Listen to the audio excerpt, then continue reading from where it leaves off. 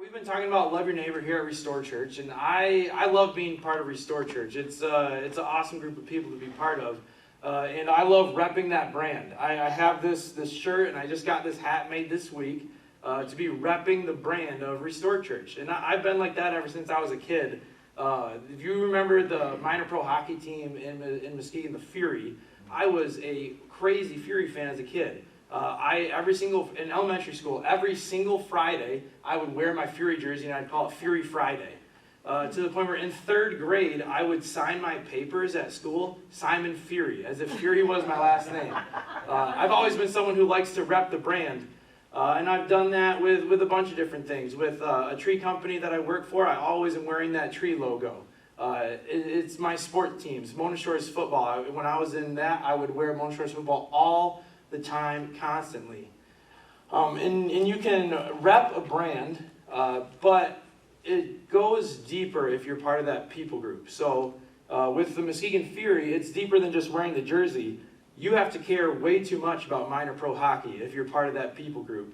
The same is true with Mona Shores football. Like, you could just wear the shirt, but we had this thing where we would talk all the time about how hard work will always pay off. And so it's more than just wearing the shirt. It was, we worked ridiculously hard as a football program. I was talking with Davis about this morning. He's repping the Tigers right now. He follows the Tigers. He's not like his friends at school that wear a Yankees hat that don't know a single Yankees player. But the idea of repping a brand is there's actually something behind it. And the same is true with Restore Church that I'm repping on my hat and my shirt, is that we're a group of people that's about more than just a brand. We're a group of people that is here to help hurting people like me and like you find hope and healing in Jesus. And that's our local expression of church. But there is repping the brand goes deeper worldwide, across time and across nations. The Jesus following movement has a specific brand. You could say a defining mark to it. And that's what we're going to look at today. We're in the series Love Your Neighbor. We've talked about why love your neighbor, because we're commanded to love God and love others.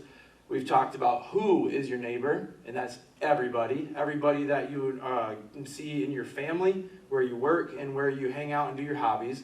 Everybody, they count. So why? We're commanded to who, everybody. And now we're looking at how. We're looking at how to love our neighbor in our daily life. And so we are going to check out this verse right here, John 13:35. This comes from a eyewitness of Jesus' life. The guy spent a ton of time with Jesus. They were good buddies. And he wrote down what Jesus was saying. So check this out, John 13:35a. And there it is. By this, everyone will know that you are my disciples. And so this is a big claim that Jesus is making. He's saying, like, this is the thing. For the rest of time, this is the thing that will show that you are my disciples. It's the defining mark, what he's about to say next. And after this, he says, you will know you're my disciples by following a list of rules. It's not what he says. He says, you will know you are my disciples by going to church every single Sunday. No, that's not what he says. He says, you will go to church, or you will know, the world will know you're my disciples because you are liberal politically. No. Conservative politically. No. He says, here it goes, John 13:35, by this all men will know that you are my disciples if you love one another. The defining mark of a Jesus follower,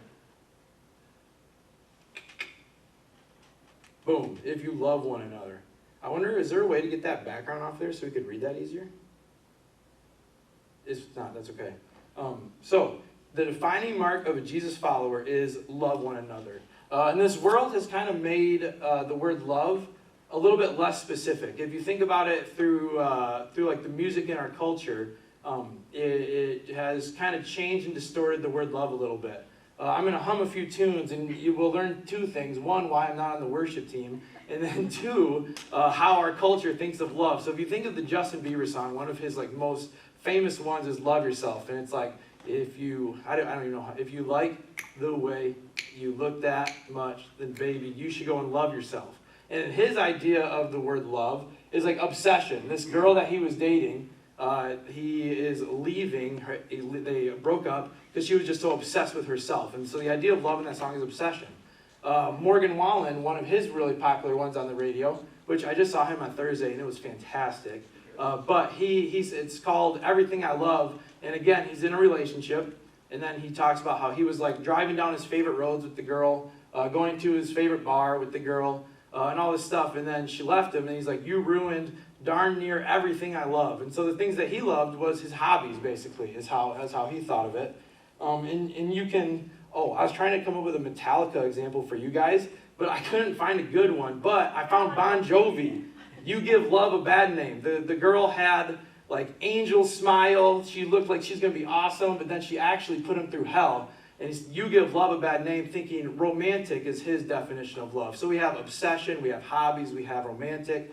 But what is the love that Jesus talks about? What is the love that is the defining mark of all Jesus followers that we should live out, not just say it, not just have it on a shirt, but how do we live that out and what does it mean? So how does Jesus define love? Jesus defines love by saying this in John 13, 34, and 35. So now we're going to go, boom. Hey, this is great. The defining mark of a Jesus follower is love one another. We already did that. All right, here it goes. A new command I give you. Love one another. If you want to hear why it's a new command, you can talk to me about that after. We don't have time for that. Okay, but as I have loved you, you must love one another. So we're going based on Jesus' definition of love. By this, everyone will know that you are my disciples. And so when we're going based on Jesus' definition, it begs the question, how did Jesus love? And he loved us. He explains this further on in this book. So we're going to keep going through John. We're going to go to John 15 now. And he talks about his version of love, how he defines it, not our culture.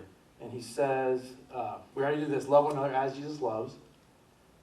All right, here it is. All right. So love each other as I have loved you. We've covered that. And now it's greater love has no one than this. And so what he's saying next is this is the greatest version of love. And he says, to lay down one's life for one's friends. So the defining mark of a Jesus follower is love one another as Jesus loves by laying down your life for your friends. And the primary way that Jesus did this was his death on the cross. If you have been part of a church service before in your life, you've heard, Jesus died for you, he loves you, which is true and good, but it goes even deeper than that. Because, my mom loves me and she didn't die for me. My friends love me, they didn't die for me. So what is it, laying down your life, what does that fully encompass? And I think to understand that, you have to go back to the beginning. So when God created, he was the giver of life, as we think about it. And then you read through the recorded history, and humans decide to repeatedly go against the giver of life. It started with Adam and Eve. They did the exact opposite of what the giver of life asked of them. And if you go exactly opposite the giver of life, what are you going to get? Death. That makes sense. When you go against the giver of life, you get the opposite, which is death. And then you can read this on your own through Genesis, through the recorded history, but it talks about like this person, blah, blah, blah, did blah, blah, blah, lived until this years old and died. And then they don't show back up in history. They live these lives opposite of the giver of life over and over and over and over, and they all die repeatedly, repeatedly, repeatedly. But it makes sense because they all go against the giver of life. And then one guy shows up, born in a small town in the Middle East. And he is the first one that actually follows the commands of the giver of life. When he was a kid, instead of disrespecting and disobeying his parents, he decided to respect and obey his parents. When he got older and had more power, instead of using that power for selfish gains, he used it for the betterment of others. When other people have pushed outcasts further, he actually went to them and was like, hey, let's hang out. He was the first one that actually did all the things right and lived a perfect life from the giver of life. And then the crazy thing is, he dies. Now that doesn't make sense because he's the only one that doesn't deserve it. He's the one that he could be all like big-chested and I did everything right. I'm the best. I deserve life forever and all you guys can die. But he doesn't do that. He actually takes our death from us. And the reason he has to die is not just a random death. It's that we deserved death, and he was the only one that could actually pay it. It's as if we were all in an extreme amount of debt. Everyone in the whole world is in an extreme amount of debt, and nobody can pay it for anyone else because everyone else is in debt. And then someone came along that had all the money in the world that was able to pay that debt. All that money in the world is God's approval because of a good life, because of a perfect life. And he was able to give that to pay our debt. Check out how it says it in the Bible. It says, 2 Corinthians 5:21 says this. God made him who had no sin to be sin for us. And that's talking about when he died, that he was becoming our sin.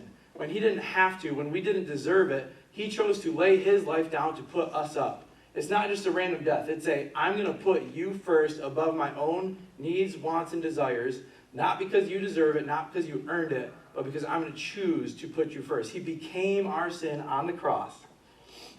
And then in him, we might become the righteousness of God. We have the stamp of approval. So because Jesus died for us and took our sin and was raised to life, now in him, notice it says in him. So this is not a all-encompassing, free for everybody. This is in him. So when you choose to believe in him is when you become the righteousness of God. So when we all have to face our bodies leaving this planet, we're all going to have to face that. And where do we have our faith for what happens on the other side? Is it in something that we can learn or know or do? Like we can do the good enough things, or we can learn this certain thing that's going to be good enough? Is that what we're going to put our trust in? Or are we going to put our trust in him, in Jesus, because he's the only one that can pay us and give us life after death, like he did when he rose from the dead after dying on the cross? And so it's much deeper than just, he died for you, he loves you. It's that he chose to give undeserving people when he didn't have to. He chose to put himself down to put others up. And that's the brand of laying down your life. That is the defining mark of a Jesus follower. When we put ourselves down to put others up, no matter what their need is. It's if you think about laying down your life, it's not just in death, it's in life as well. And so we're going to look at a couple of examples of how to do this, because I doubt that any of you guys are going to be called to die on a cross sometime soon. I can't guarantee that, but you're probably not. So we're going to look at a few ways when Jesus was living, how he was able to lay down his life, not just his death. So we're going to look at John 1:39. And so this is, again, written by John. And so he's writing, so they being some of John's buddies, like Simon, Andrew, and Peter, or whoever it was, Simon, Peter, and Andrew, they went and saw where he was staying, Jesus, and they spent the whole day with him. It was about 4 p.m. And so they imagine that you're Jesus. You have the burden of saving the world on your shoulders. You're a busy guy. And these people just show up. And instead of Jesus shooing them away, he was like, I got time for you. And I think that's really important, because a lot of times we can think about how busy our life is. How I have this appointment, this schedule, this dinner to make, this email to send, blah, blah, blah, blah, blah. Give your time for your neighbors, for your family, your coworkers, and the people that you hang out with. Give your time. A really good example of this in life is, I would never say it to his face, but he's not here, but Justin has given me so much time. And I'm not saying that to make him the hero. I'm saying that's how Jesus treats his disciples, and so that's how Justin has treated me. There was a time when I was in high school, and I went through a breakup.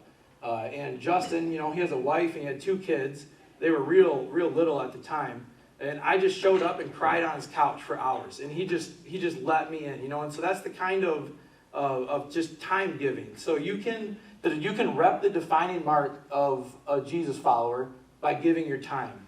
Also, I think Justin did learn it from his parents, because Jan also gives her time for me a ton. I couldn't actually go pick up this hat on Friday because I was driving back from Illinois. And I was like, hey, Jan, can you help me out? And she was literally at an appointment when she took the call, and she was like, sure, Simon, I'll go get it done. Give time for your neighbors, because that's how you rep the Jesus brand of loving your neighbor, by giving your time. And it's also important that we're not just doing this for the people that are like you. We have to do this for the people who aren't like us, even when it's difficult. Because that's what Jesus did. He was a perfect person, and he gave his time for imperfect people. People who didn't look like him, people who didn't act like him, people who didn't think like him. He was still willing to give his time. Check out this verse.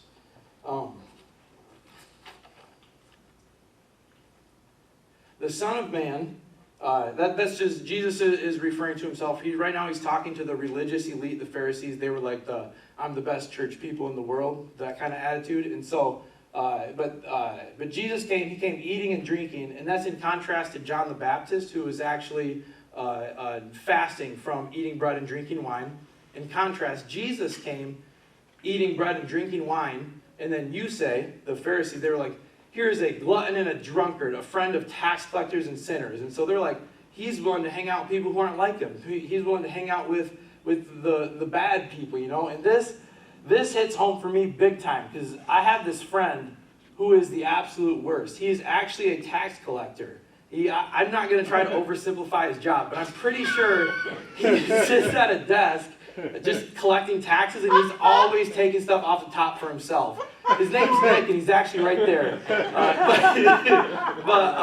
No, I'm just kidding. No, but for real, if you think about, when I think about my friend Nick, he's the kind of friend who is like, I don't care who you are, what you look like, where you come from, I'll be your friend. And that's, I think, really cool. We were talking one time about like things that our parents instilled in us, and he was saying that was one thing his parents instilled in him, was it doesn't matter if it's the president, your boss, or the homeless person on the street, you treat people with respect. It doesn't matter who it is, you're gonna treat them with respect. And that's just the kind of guy he is. And so again, that's not making Nick the hero. That's Jesus has loved Nick that way, and now he loves others that way. And I get to experience that through that in my life. And so the defining mark of a Jesus follower, you can rep it by giving your time and giving your reputation. It doesn't matter who the person is, what they've done, what they look like.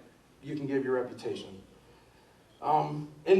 Here we go. And it's not just a surface level thing. It's not just like, oh, I'm going to say hi to you or say hi to the weird people at work or whatever it is.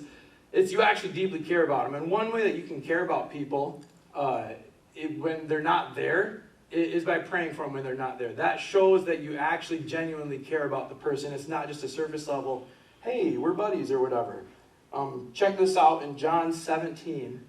This is a prayer that's recorded of Jesus, and this is when he's going to be murdered on the cross, and he's taking time to pray. And the prayer takes about like a page in my Bible.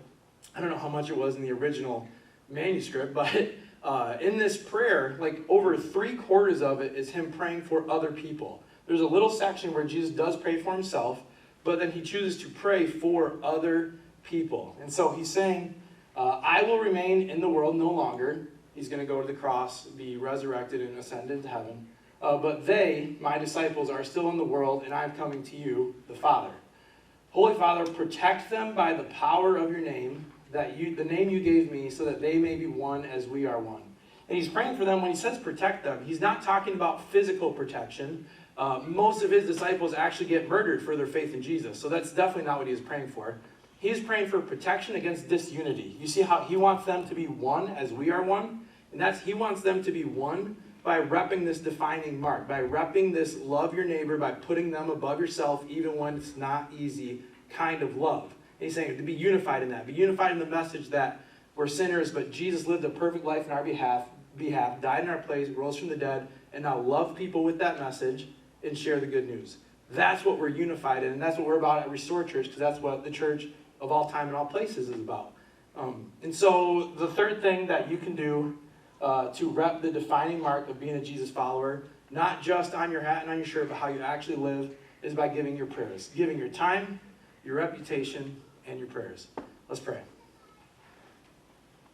Father, thank you so much that when I didn't deserve it, you sent Jesus to put me first, which is crazy because I'm a sinner. I don't do it right all the time. I mess it up all the time, but you chose to love me anyway. And I pray for everyone here that they'll believe that truth, that they'll place their faith in your Son Jesus, not in themselves, not in what they can learn or what they can do, but that they place it in your Son, Jesus. I pray that we are a group of people that loves our neighbor well, and we love them by putting them first by giving our time, our reputation, and our prayers. In Jesus' name I pray, amen.